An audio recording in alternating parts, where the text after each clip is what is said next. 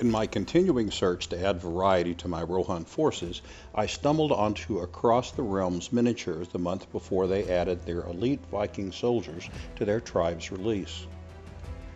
Although I got mine from tribes on My Mini Factory, they are also available through the Across the Realms Patreon. It appears that the Patreon has a couple of the $5 tiers still available as of this video. Just search Across the Realms, one word, on Patreon or check the link in the description below. If you buy these as a bundle of files on My Mini Factory, you are looking at $9.99 for 4 cavalry and 4 infantry. The set comes with heads, swords, shields, spears, horses, and sheathed sword grips for spear arm models. You thus have good options for a varied range of figures. No bases are provided. My figures were printed on a Mars 2 Pro using Elegoo water washable resin, and I had minimal issues using my standard settings in Lychee Slicer, which are available as community files. The miniatures come in both supported and unsupported formats. There are 5 shield variations, 4 of which are supported and 1 which is not. Here's where a couple of minor niggles come into play. I really like the design of the shields. I have no clue, however, as to the meaning of the bug-like one or why the Maltese cross is included, but hey, cool enough. Maybe it was a remaindered item at the blacksmith shop. The designer provides a pre-supported file, but in my version of Lychee there's some overlap on the supported group file and a shield flat on the bed. Unfortunately, you can't edit the file as it exists. Please understand that I only tried this in a licensed version of Lychee and not another slicer, so it may render differently. Given all of that, how do the individually supported files work when ready for printing? I discovered that I had to take the supports off the horse bridles before curing, as the bridle connection to the head was thin and I had some difficulty determining what was part of the bridle. In all fairness, when I took an unsupported horse and ran it through Lychee's auto-generate routines for supports, I got the same issue. The designer was kind enough to provide hollowed and solid horse options, but I only used the solid ones. The files, when loaded, needed repair according to Lychee, but did not repair fully. This is not surprising, as I have had a number of STLs work that way and print fine. I am not an expert on slicers, but I imagine the math and subsequent programming for getting these things fixed is pretty intense.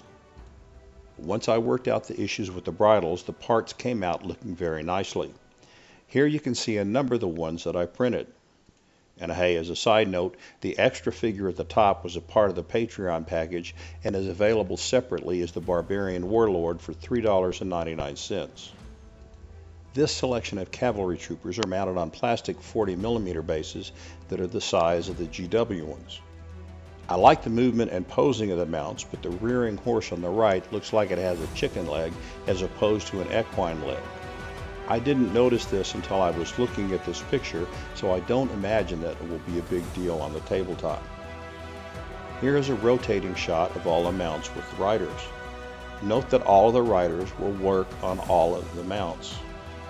With variations in painting and arms, you can create a pretty sizable and unique set of mounted warriors with no perceptible duplications. Here they are compared to one of the original metal warg riders. I think the size matches incredibly well.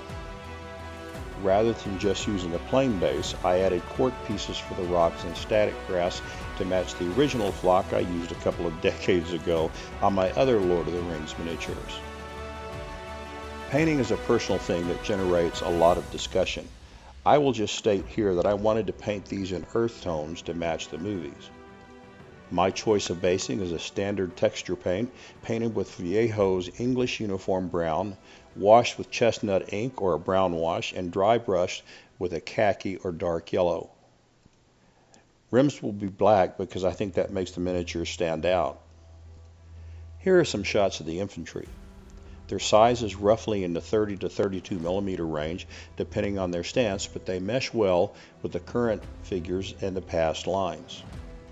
One of the curious things I found is that scabbards are mounted on both the left and right side of the miniatures. I know that Roman practice was the scabbard weapons on the right, but don't have a clue why they are done here this way. I dropped a message to the designer, but he has not yet responded. It doesn't really make a difference, but having been in the military in a unit that has sabers, I would think that the same sides draw is very awkward. This issue is not a deal breaker, however. So should you buy this as an addition to your Rohan forces? Yes, I think so. It would make an excellent Rohan Royal Guard foot and mounted unit, or one of the unique Aoreds. I like the variety of shields and the fact that there are a couple of dramatic horse poses to add variety to units or use as character mounts. They are fine for kit bashing uses as long as you consider three things. Number one, heads go on rounded bumps on the torsos. This means you can use the heads on other figures, but if you use different heads than are in the bundle, they may require some filing, pinning, or other futzing around. The shields are flat on the back and have no hands or arms for attaching to figures.